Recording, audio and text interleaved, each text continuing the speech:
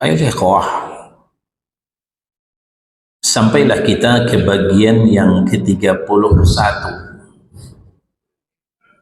dari kitab Minhaj Firqatun Najiyah, jalan golongan yang selamat.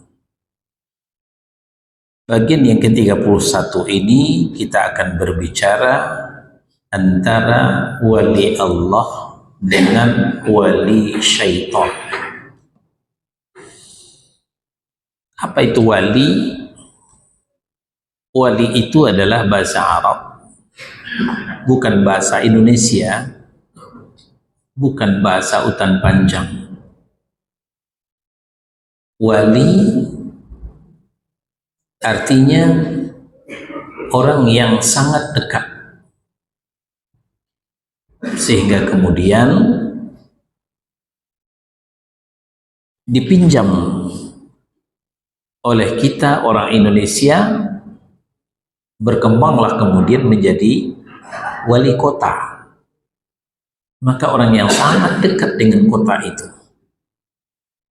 wali santri, orang yang dekat dengan santri, wali murid, dan sebagainya. Dan kata-kata wali itu sudah populer, sudah familiar di telinga kita.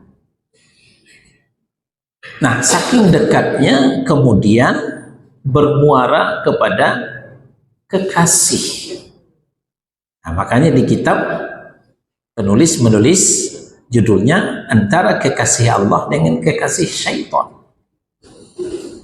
Jadi sebelum mahabbah, sebelum kekasih, sebelum cinta, itu terlebih dahulu wali dekat.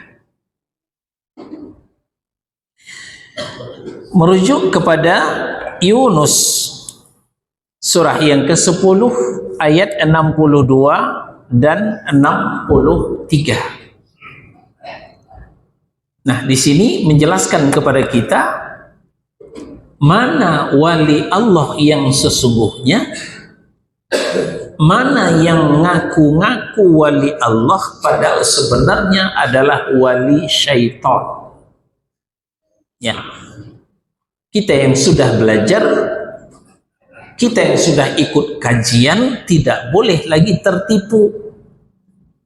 Ya, tidak boleh lagi tertipu oleh yang ngaku-ngaku wali Allah padahal sebenarnya mereka wali syaitan. Nah, malam ini kita akan membedah apa bedanya wali Allah dengan wali syaitan. Yunus surah yang ke-10 ayat 62 dan 63. Itu ada di kitab. Yang tidak pegang kitab boleh buka mushaf. A'udzu billahi minasyaitonir rajim. Ala inna awliya Allahi la khaufun alaihim wa la hum yahzanun. Ingatlah, sesungguhnya wali-wali Allah itu tidak ada kekhawatiran terhadap mereka dan tidak pula mereka bersedih hati. Terlebih dahulu Allah menyampaikan fasilitas yang diberikan kepada walinya, kepada orang dekatnya, yaitu mereka tidak dilanda kekhawatiran, wala khaufun, tidak dilanda ketakutan, wala hum yahzanun, dan mereka juga tidak bersedih hati. Tidak ada yang menyiksa pikirannya. Maka wali Allah itu mendapatkan ketenangan batin, ketentraman jiwa, karena dijamin oleh Allah Subhanahu wa ta'ala. Tidak ada resah, gelisah, gundah, gulana Perhatikanlah kehidupan para ulama kita. Apapun yang terjadi di muka bumi ini tidak membuat jidaknya berkerut, selalu santai, tidak membuat pusing. Kenapa? Karena Allah telah memberikan ketenangan batin dan ketentraman jiwa untuknya. Ini fadilah, ini keutamaan, ini fasilitas yang diberikan kepada wali Allah. Catat baik-baik, wala khaufun alaihim wala hum yahzanun. Mereka tidak dilanda kesedihan dan kemudian mereka tidak dilanda duka cita. Nah, tidak dilanda ketakutan, wala khaufun alaihim, mereka tidak dilanda ketakutan, kekhawatiran. Kalau kita kan seringkali ya, hujan, jangan-jangan banjir. Baru mulai hujan, jangan-jangan banjir.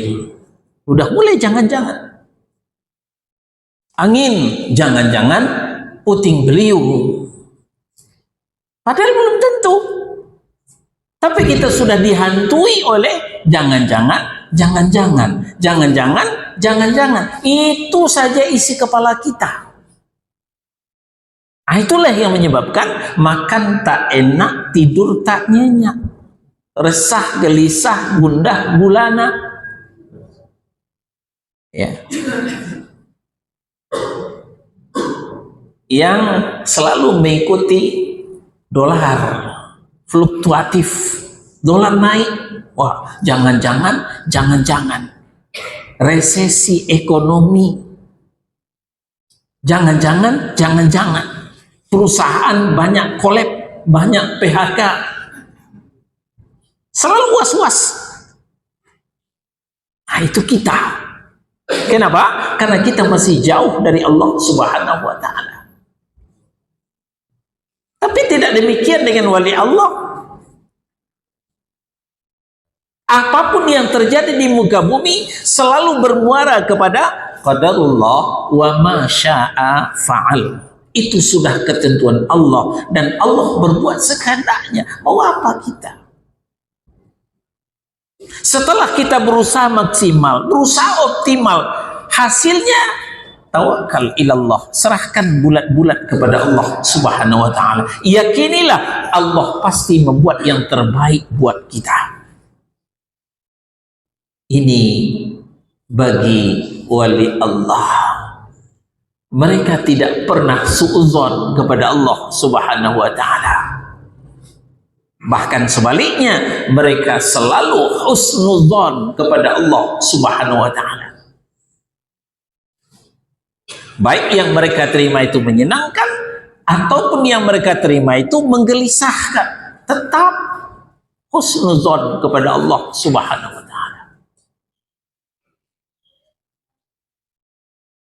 Kita membaca alhamdulillah paling ketika dapat rezeki. Tapi para ulama membaca alhamdulillah bukan hanya mendapat rezeki, mendapat musibah juga alhamdulillah. Bisa nggak kita seperti itu? Datang musibah, alhamdulillah, inna lillahi wa inna ilaihi raji'un. Kalau kita inna lillah saja, alhamdulillahnya tidak ada.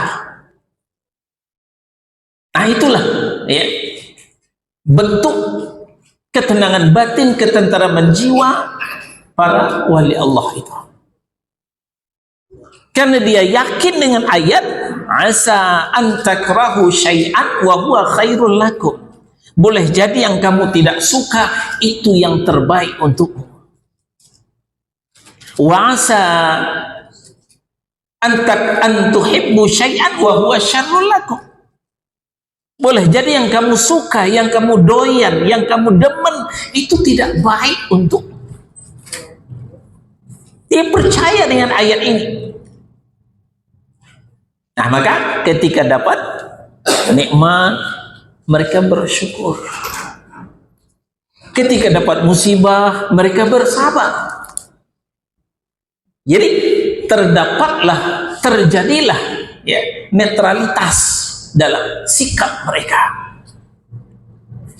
Jangankan komplain ya kepada Allah Subhanahu wa taala, suudzon saja tidak pernah. Selalu husnuzon, berbaik sangka kepada Allah Subhanahu wa taala. Ini yang membuat ketenangan batin dan ketentraman jiwa. Maka Allah mengatakan wala khaufun 'alaihim wala hum yahzanun.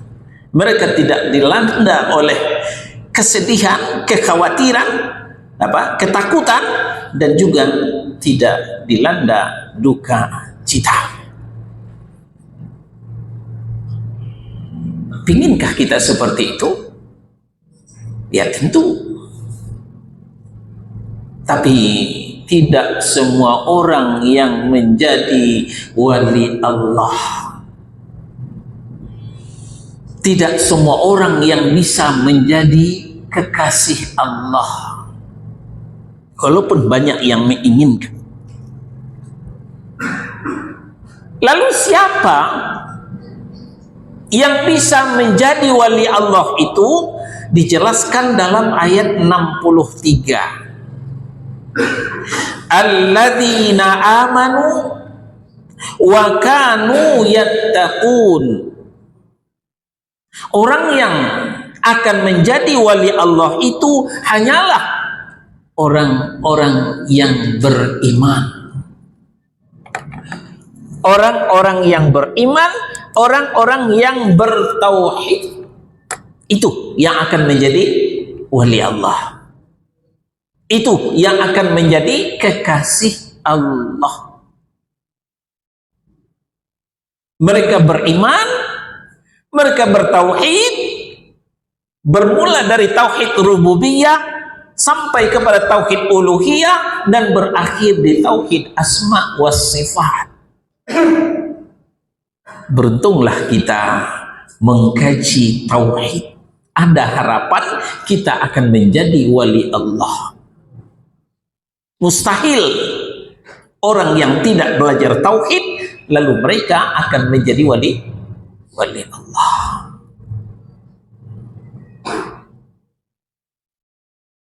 Setelah mereka beriman, kemudian mereka tidak mencampur adukkan keimanan mereka dengan kesyirikan.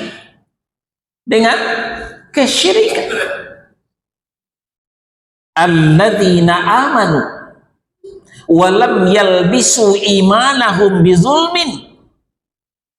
Orang-orang yang beriman dan tidak mencampurkan keimanan mereka dengan kezaliman, ulaika lahumul amnu wa hum muhtadun. Itulah orang yang akan mendapatkan keamanan dan mereka akan mendapatkan bimbingan hidayah, tuntunan dari Allah Subhanahu wa taala.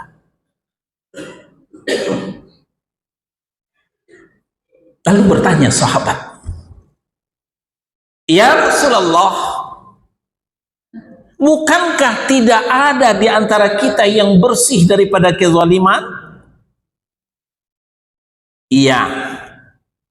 Tapi yang dimaksud kezaliman di situ adalah kesyirikan.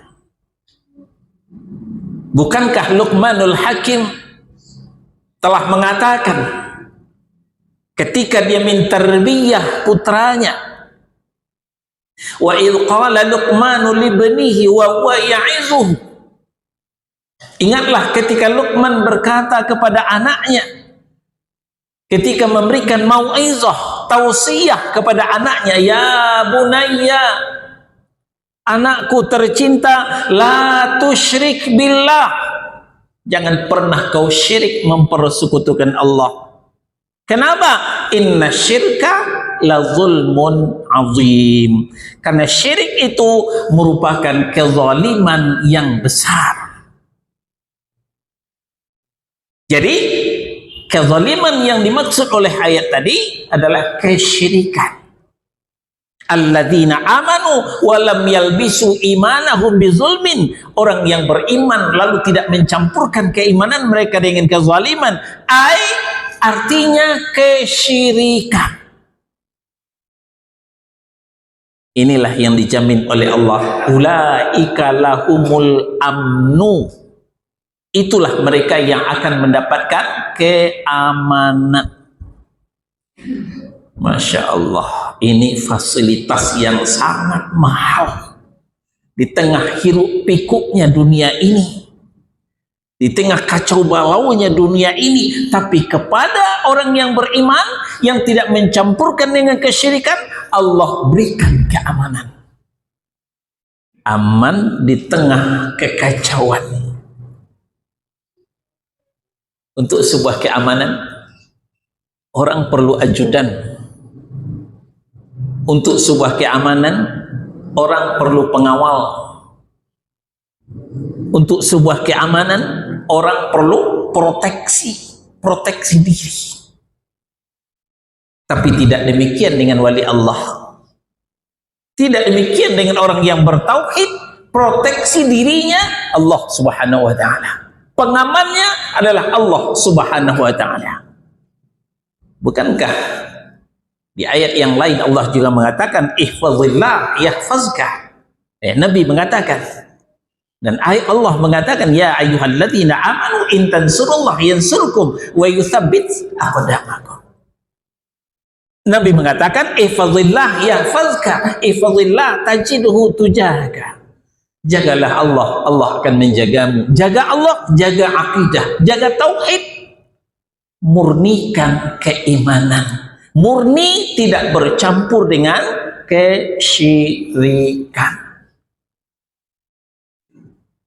Ini syarat yang pertama, orang yang beriman, orang yang bertauhid dan imannya murni, tauhidnya steril daripada syirik, tahayul, khurafat, keyakinan nenek moyang yang tidak berdasar. Syarat yang kedua, beramal saleh.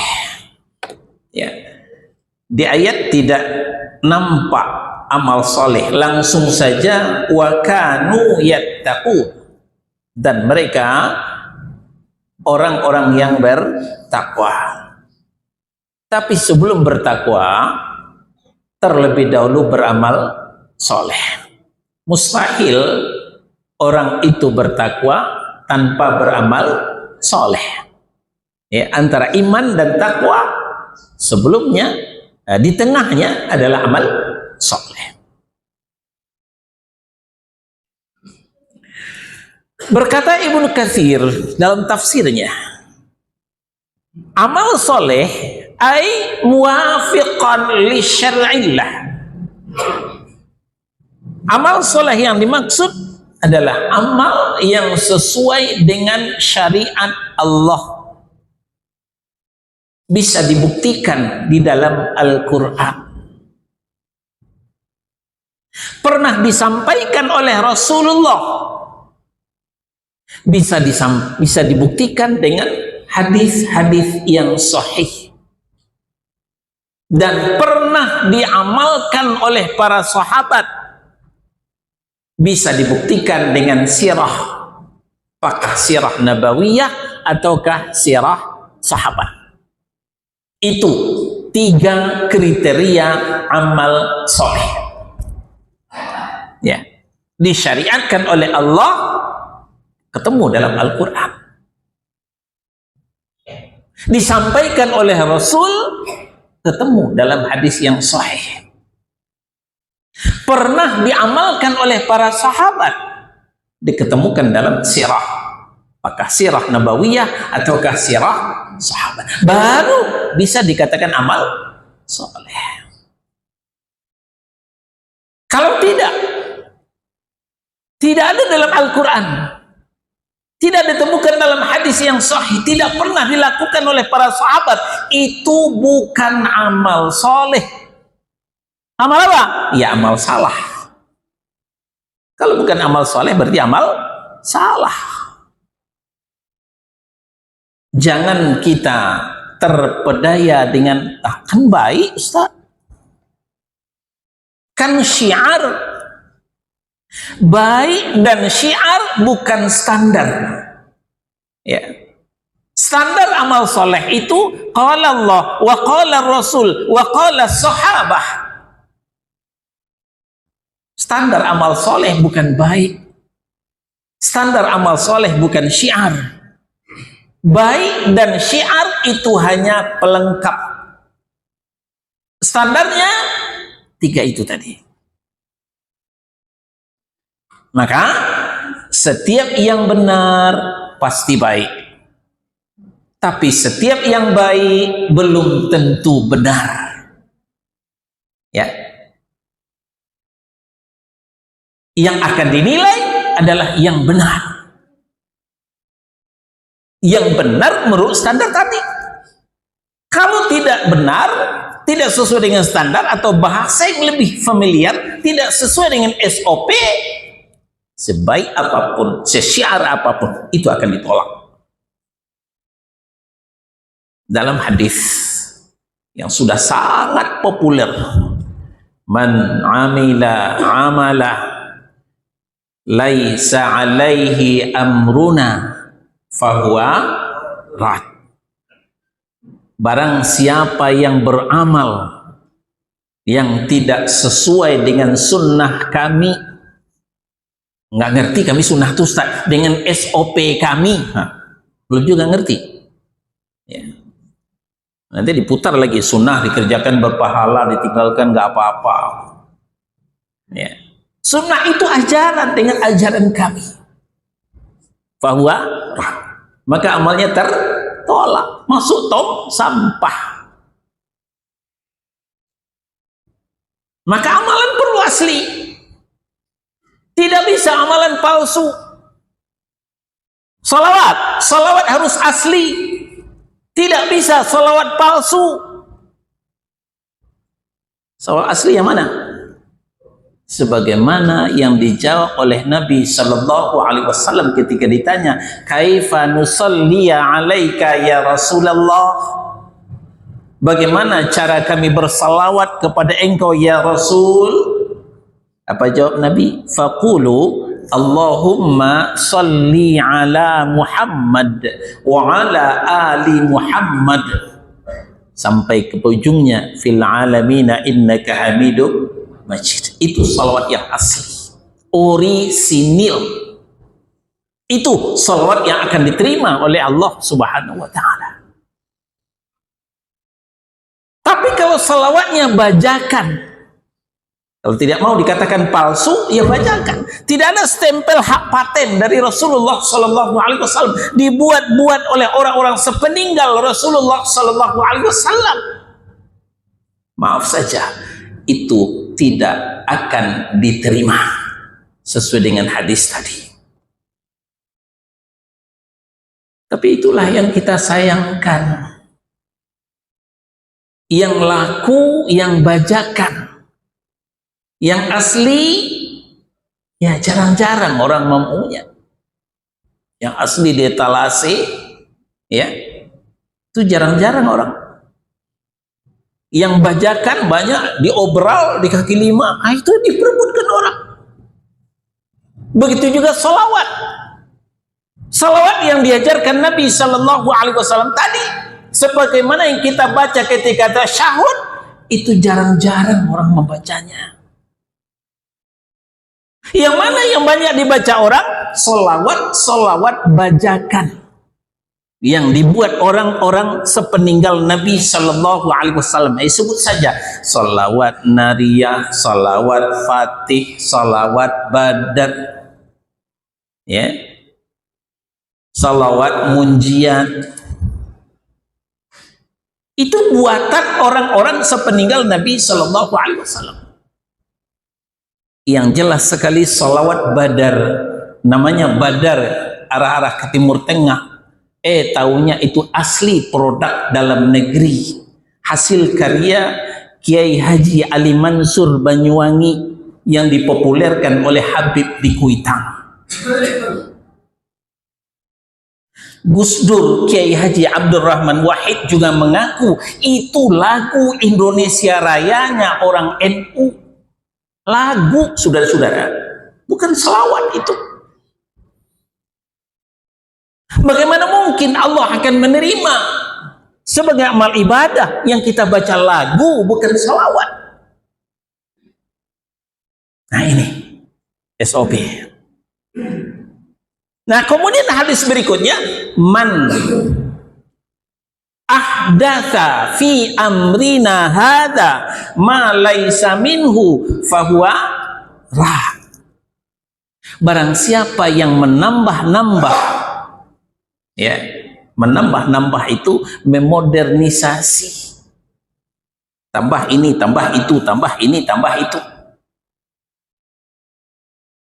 malaisa minhu yang bukan bagian darinya, fahuwa rad, maka ibadah itu juga ditolak, kata Nabi Shallallahu Alaihi Wasallam.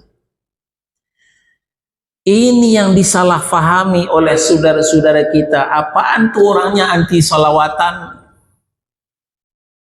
Kita tidak anti salawatan, kita suka bersalawat karena salawat masyru'ah. Tapi kita anti dengan yang palsu, kita maunya yang asli.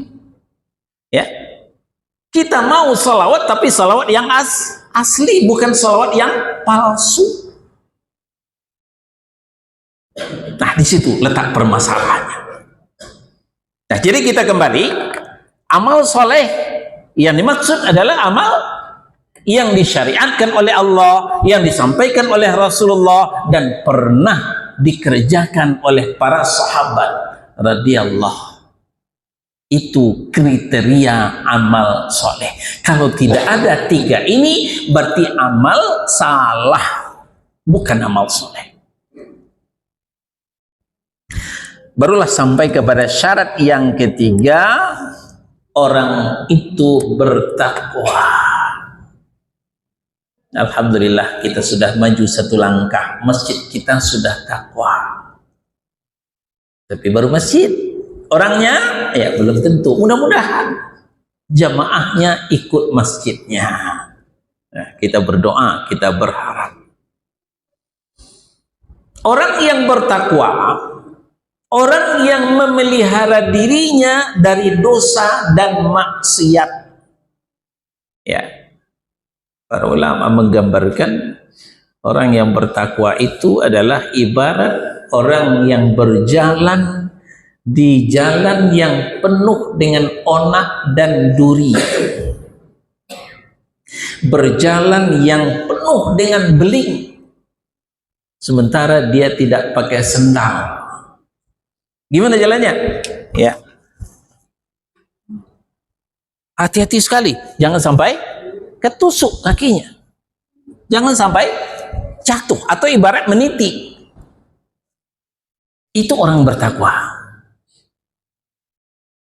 Bukan berjalan di jalan raya yang hantam kromo, ya, tidak peduli apa saja, bukan begitu.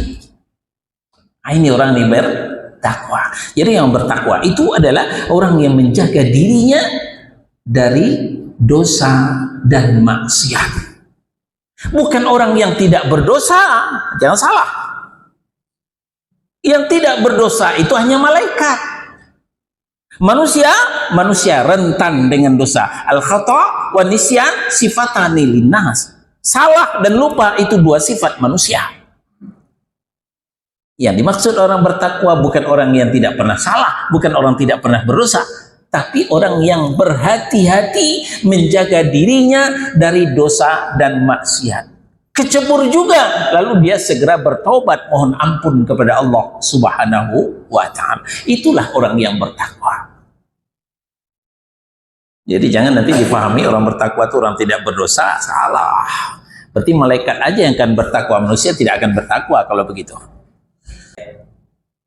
Dosa yang tidak kita sadari, ya, maka kita Itulah gunanya memperbanyak istighfar. Wasari'u ila maghfiratin min rabbikum. Bergegaslah beristighfar, mohon ampun kepada Allah.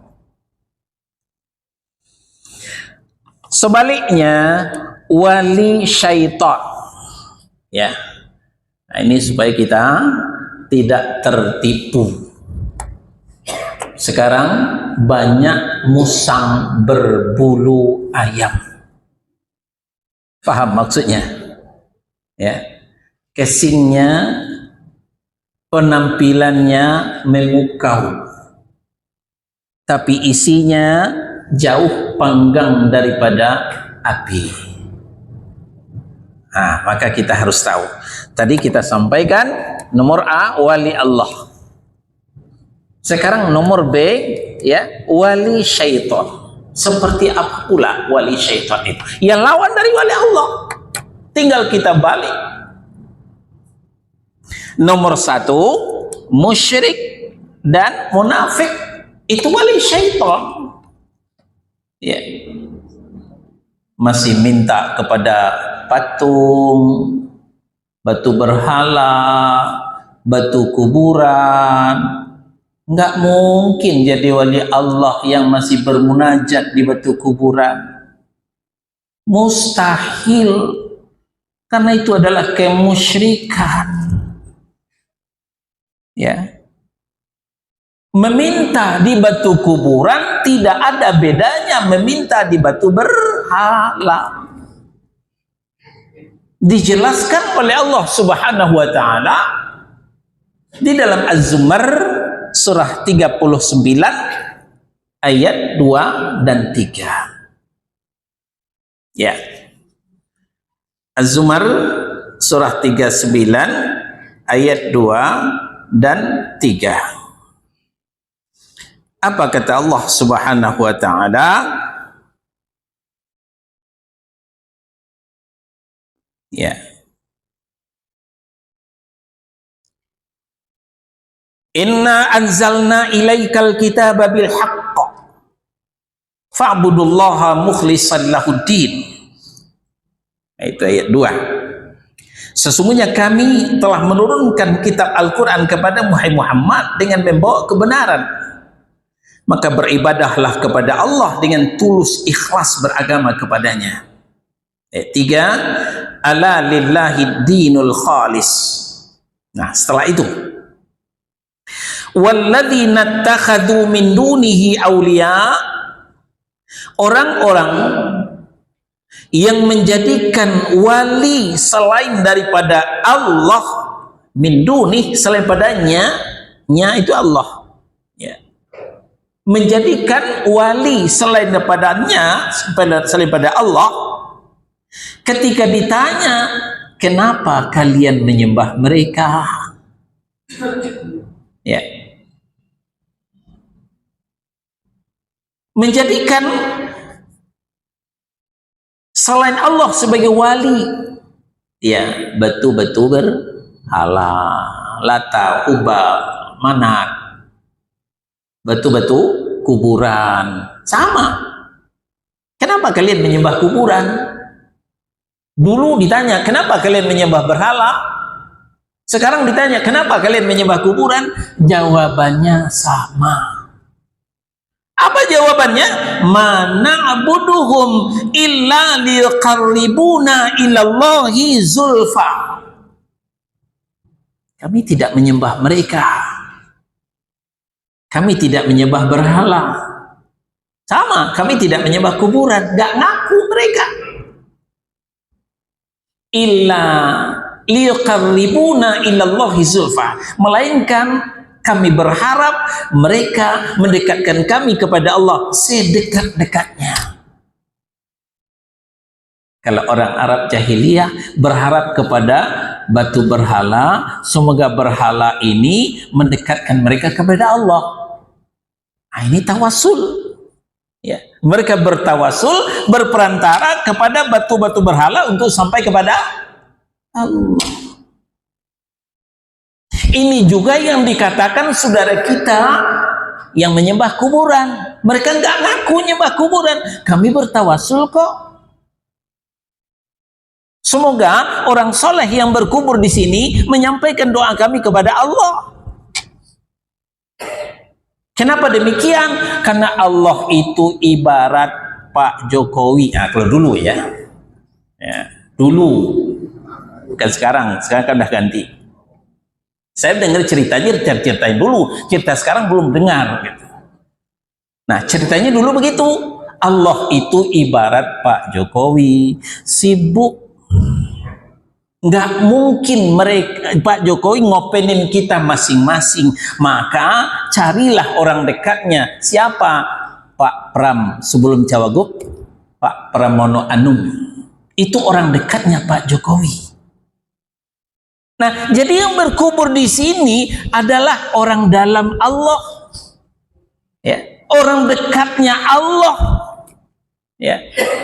Jadi sebelum ke sultan perlu ke abdi dalam. Nah, ngerti ya? Orang keraton ini cepat nyambung ini. Sebelum ke sultan, sebelum ke raja, perlu melalui abdi dalam. Nah, orang yang berkubur di sini adalah abdi dalam, orang dekatnya sultan, orang dekatnya raja. Innalillahi wa inna ilaihi raji'un. Mereka telah menyamakan Allah dengan makhluk. Padahal kita sudah final di ayat laisa kamitslihi syai'un wa lam yakul lahu kufuwan ahad. Tidak satu pun yang sama dengan Allah. Jangan samakan Allah dengan raja, jangan samakan Allah dengan presiden. Raja mungkin sibuk, presiden mungkin sibuk, tapi Allah tidak pernah sibuk.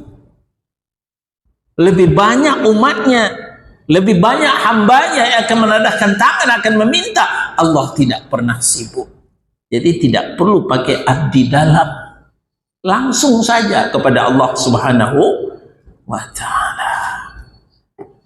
Jadi kalau masih tawasulan di kuburan, ya, masih tabaruk di kuburan, itu nggak mungkin akan menjadi wali Allah. Nah, ini yang kita katakan ngaku-ngaku wali Allah, sebenarnya wali syaitan karena masih musyrik. Begitu juga munafik. Nah, munafik tidak kita terangkan lagi karena kemarin sudah 2 kali pertemuan. Nifak besar, nifak kecil. Buka lagi catatannya, buka lagi memorinya. Nah, setelah itu yang kedua, wali syaitan juga yang beramal bid'ah, ya, yang beramal bid'ah. Ustaz, di sini jangan bicara bid'ah. Di sini jangan bicara bid'ah, memecah belah umat. Ini penyakit mengkebiri dakwah. Kenapa nggak boleh bicara bid'ah? Pertama kali yang bicara bid'ah adalah Rasulullah Sallallahu Alaihi Wasallam.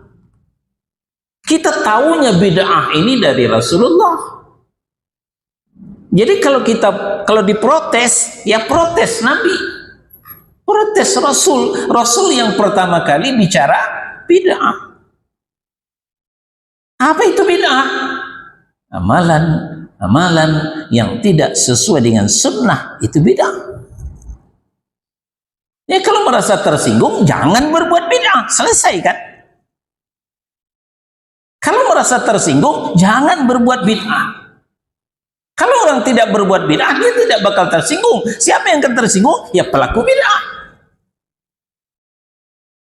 Karena kajian ini ibarat komuter lain. Jalan di relnya, kalau nggak mau diketabrak kereta, jangan berdiri di rel kereta. Minggir. Kereta lewat, masih berdiri di rel kereta, ditabrak kereta. Jenderal jalan sendiri, dihantam kereta kalau berdiri di rel kereta. Jadi kalau tidak mau dikatakan bid'ah, ya jangan beramal bid'ah. Apa susahnya sih? Masih banyak amalan-amalan yang sesuai dengan sunnah. Kenapa amalan bid'ah yang digandrungi? Ini kan aneh. Amalan yang sunnah saja belum teramalkan oleh kita semuanya, kenapa bela-belain yang bid'ah? Nah, maka yang beramal bid'ah tidak mungkin menjadi wali Allah.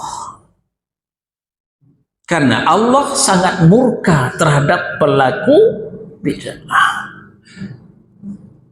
Sampai-sampai ketika nanti sampai di Al-Haud,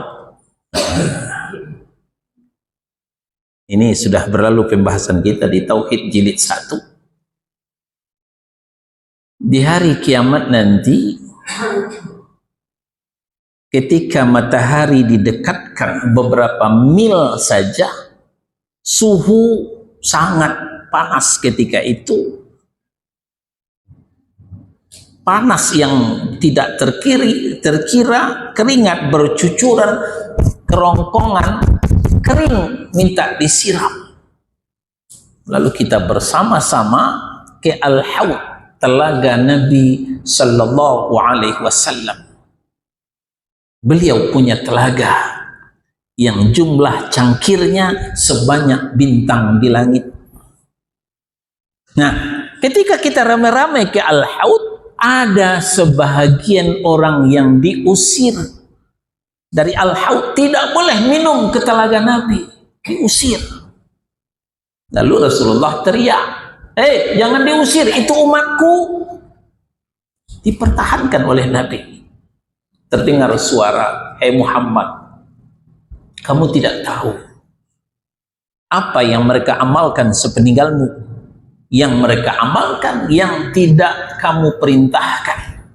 Perintahmu mereka tinggalkan. Yang tidak kamu perintahkan mereka amalkan. Nah, itu namanya pelaku bid'ah. Maka mereka akan terusir dari telaga Nabi Sallallahu Alaihi Wasallam. Beruntunglah kita yang menseleksi amalan-amalan yang sunnah saja, meninggalkan amalan-amalan bid'ah, maka kita akan dijamu oleh Nabi Sallallahu Alaihi Wasallam di telaganya dengan minum di telaganya. Sekali minum, lepaslah dahaga untuk selama-lamanya. Nah itu, ya, beramal bid'ah itu ciri daripada wali syaitan, bukan wali Allah. Baik, kita istirahat sejenak. Syarat yang ketiga kita selesaikan setelah itu yang dilarang oleh Nabi Sallallahu Alaihi Wasallam. Halaman 147, lihat paling atas. Naha Sallallahu Alaihi Wasallam ayyujassasal qabru wa ayyubna alaih. Rasulullah Sallallahu Alaihi Wasallam melarang mengapur kuburan atau membangun sesuatu di atas kuburan. Sahih riwayat Muslim. Nah, itulah yang kita lihat kuburan yang benar seperti yang di Baqi, di Ma'la atau di lereng Uhud, cuman batu saja yang tergeletak, nggak ada bangunan di atasnya. Kalau dibicara karamah, lebih karamah mana dengan sahabat Nabi? Sahabat Nabi nggak ada yang dibangun kuburannya. Kenapa kita nekat membangun kuburan, bikin kubah, ya, bikin kelambu, bikin bangunan rumah di situ? Nah, ini suatu penyimpangan. Ada juga orang mengatakan bahwa itu kan orangnya baik, ternyata hidupnya lancar-lancar saja kok. Kalau memang dia itu salah, kalau memang dia itu katakanlah syirik, munafik, apalagi bid'ah, fasik, tentu hidupnya akan sengsara. Kenapa hidupnya baik-baik saja kok? Nah, ini yang dikatakan dengan istidraj. Istidraj. Orang yang melakukan pelanggaran, baik dalam akidah dia musyrik, dalam ibadah dia bid'ah, dalam amalan-amalan yang lain dia fasik atau pelaku dosa, tapi usahanya maju, orangnya kaya, hidupnya tentram, mewah. Itu yang dikatakan dengan istidraj. Maryam ayat 75. Nah, kita di halaman 145. Qul man kana fid dhalalati falyamdud lahu rahmanu madda. Katakanlah hai Muhammad, barang siapa yang berada dalam kesesatan, maka biarlah Rabb yang Maha Pemurah memperpanjang tempo baginya. Ya, orang yang berada dalam kesesatan, kesesatan akidah musyrik, kesesatan ibadah bid'ah, ya, kesesatan dalam perilaku itu dosa dan maksiat itu, biarlah Allah memperpanjang hidupnya, dibiarkan mereka bersenang-senang, ya, bermewah-mewah, bertumpuklah dosanya ketika itu sampai akhirnya, nah barulah kemudian Allah mengeksekusi, mengadabnya. Ayat-ayat tentang istidraj ini sangat banyak dalam Al-Quran, tidak cukup waktu untuk memaparkan semuanya. Nah, jadi kita simpulkan pembahasan kita antara wali Allah dengan wali syaitan.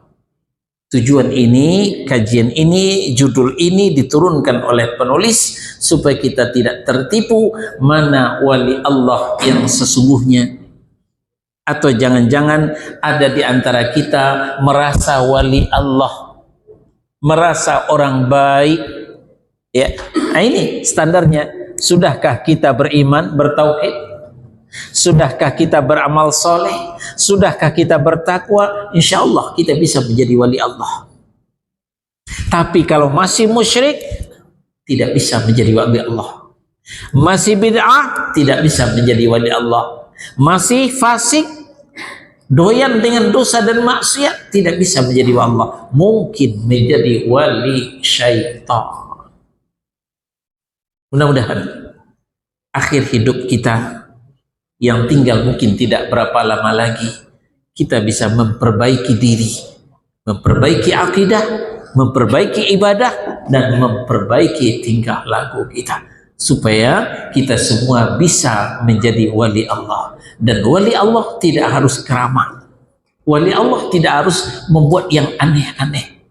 Wali Allah orang yang sangat dekat dengan Allah Subhanahu wa ta'ala. Amin ya rabbal alamin. Baik, sampai di sini pembahasan kita. Ada yang bertanya?